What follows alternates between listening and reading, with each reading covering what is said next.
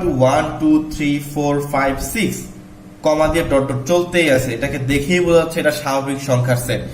আর স্বাভাবিক সংখ্যার সেট কি একদম অসীম সেট একটা, ঠিক আছে, কারণ এটার কোনো শেষ নেই। এরপরে বি ইজ ইকুয়াল টু 2 4 6, এটা থেকে কি মনে হচ্ছে? 2 এর গুণিতক মনে হচ্ছে এটা দেখে, তাই না? 2 এর নামতা, 2 এর নামতা কি কখনো শেষ করা যাবে? কখনো শেষ করা যাবে না। তার মানে এটাও হচ্ছে একটা অসীম সেট। 1 3 5 7, ঠিক আছে, এটা থেকে কি মনে হচ্ছে? এটা দেখো, এটা কিন্তু বেজোড় সংখ্যা এগুলো। তাহলে এটা কি বেজোড় সংখ্যার বেজোড় স্বাভাবিক সংখ্যার সেট। স্বাভাবিক সংখ্যা কেন? 1 থেকে শুরু হয়েছে, ঠিক আছে, 1 2 3 এগুলো সবই কিন্তু স্বাভাবিক সংখ্যা। তার মানে এটা বেজোড় স্বাভাবিক সংখ্যার সেট, আর এটাও কখনোই শেষ হবে না। তুমি এটাকে চাইলে জোড় স্বাভাবিক সংখ্যার সেট অথবা 2 এর গুণিতকও বলতে পারো, কোনো সমস্যা নেই। এটা দেখো, ঋণাত্মক দিকেও সংখ্যা আছে, ধনাত্মক দিকেও সংখ্যা আছে, মাঝখানে একটা শূন্য আছে, তাহলে অবশ্যই এটা পূর্ণ সংখ্যার একটি সেট, ঠিক আছে। পূর্ণ সংখ্যা মানে কি? যেটা ধনাত্মক দিকেও সংখ্যা থাকবে এবং ঋণাত্মক দিকেও সংখ্যা থাকবে এবং মাঝখানে একটা জিরো থাকবে, ঠিক আছে। এরপর ই এর মান কত? 3 6 9, এটা থেকে কি মনে হচ্ছে? এটা থেকে মনে হচ্ছে এটা 3 এর নামতা, মানে 3 এর গুণিতক। 3 এর নামতা কি কোনোদিন শেষ হবে? গুণিতক কি কোনোদিন শেষ হবে?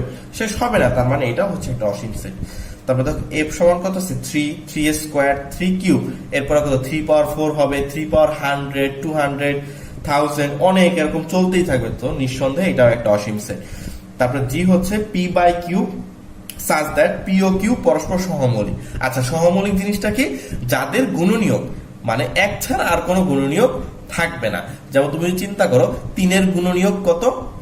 3 আর 5 এর কি 1 ছাড়া কোনো গুণনীয়ক কিন্তু নেই, ঠিক আছে। যাদের 1 ছাড়া কোনো গুণনীয়ক থাকবে না তারাই হচ্ছে মূলত সহমৌলিক সংখ্যা। দেখো, এটা কিন্তু বলতেছে কি কিউ এর মান 1 এর চেয়ে বড় হবে।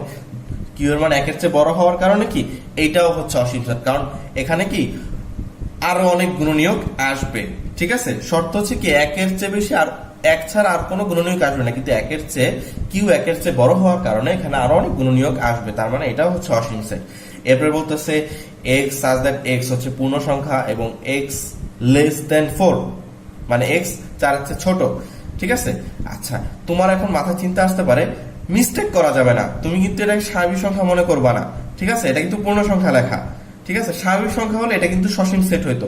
4 এর চেয়ে ছোট কারা কারা আছে? 1 2 3, তার মানে এটা সসীম সেট। কিন্তু পূর্ণ সংখ্যা বলে দিছে, হ্যাঁ 0 1 2 3 ধনাত্মক দিকে এই পর্যন্তই চলবে, কিন্তু ঋণাত্মক মান সবাই কিন্তু 4 এর চেয়ে ছোট। -1 -2 -3 -100 -1 লাখ, এগুলো সবই কিন্তু 3 এর চেয়ে ছোট, ঠিক আছে। তার মানে এটা কিন্তু মাইনাস দিক থেকে একদম অসীম, ঋণাত্মক দিক থেকে। তার মানে এইটাও হচ্ছে একটা অসীম সেট। তাহলে এই হচ্ছে আমাদের পুরো সসীম সেট আর হচ্ছে অসীম সেট। আমি তোমাদেরকে পরবর্তীতে